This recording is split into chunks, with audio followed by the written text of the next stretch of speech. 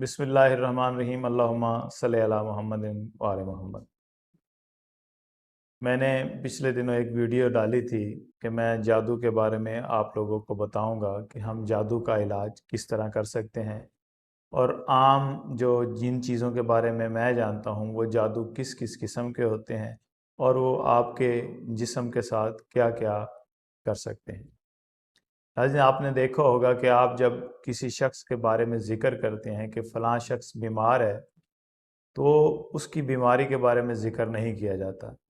फिर जब हम बीमारी का ज़िक्र करते हैं तो हमें वाज़ह होता है कि वो फ़लाँ बीमारी में मुब्तला है। फिर उसको डॉक्टर के पास ले जाया जाता है और जो उसी बीमारी का स्पेशलिस्ट होता है उस डॉक्टर से हम रुजू करते हैं। वो उसके टेस्ट करवाता है और फिर वो दवाई तजवीज़ करता है जो उसकी बीमारी के मुतल्लिक होती है। इसी तरह जादू भी कई किस्म का होता है। बाज़ औक़ात हम जिस जादू का इलाज कर रहे होते हैं, साहिब इलाज जो होता है वो उसको कोई इफ़ाक़ा होता ही नहीं। हम जिस पीर आमिल या जिससे भी करवा रहे होते हैं वो उस जादू को समझ ही नहीं पाता।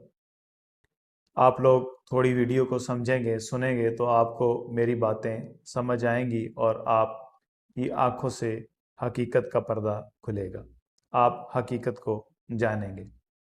नाज़रीन, मैं आज आपको बताता हूँ कि एक ख़तरनाक जादू, जो सबसे ज़्यादा ख़तरनाक जादू होता है, जिसको हमारे पाकिस्तान या दुनिया के जो आमिलीन हैं तकरीबन 98% तक लोग उसका इलाज नहीं जानते। बेशुमार लोग और बेशुमार ख़ानदान इस जादू के वजह से अपनी ज़िंदगी बर्बाद कर बैठे हैं। जी हाँ, ये है हरूफ स्वामत। ये वो जादू है जिसका कोई इलाज नहीं, जिसकी कोई काट नहीं। अब हम जो शख्स बीमार होता है उसको डॉक्टरों के पास लेके भागते हैं तो डॉक्टर उसका इलाज नहीं कर पाते। आमिलीन के पास लेके जाते हैं तो आम रूटीन वाला 15 का नक्श या फिर आम सी कोई सूरत उससे इलाज करते हैं, जिससे उस मरीज़ को ज़रा भी अफाका नहीं होता।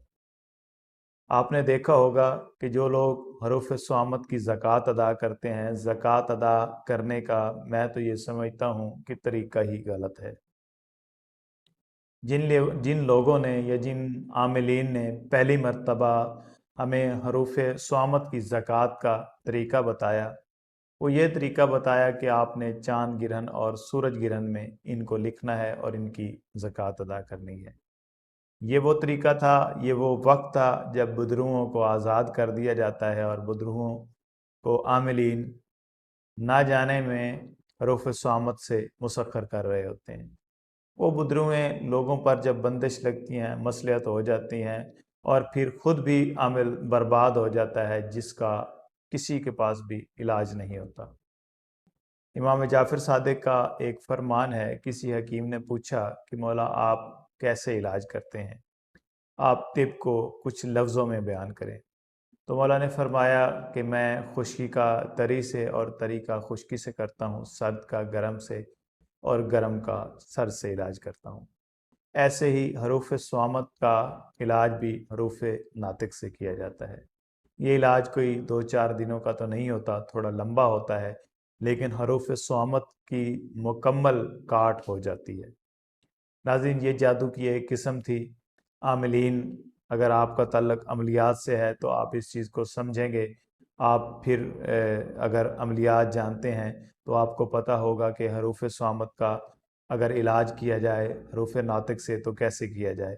अगर आप नहीं जानते तो फिर आप मेरे इनबॉक्स में या मेरे व्हाट्सएप नंबर पर राब्ता कर सकते हैं। मेरे चैनल को सब्सक्राइब करना ना भूलें। अस्सलाम वालेकुम।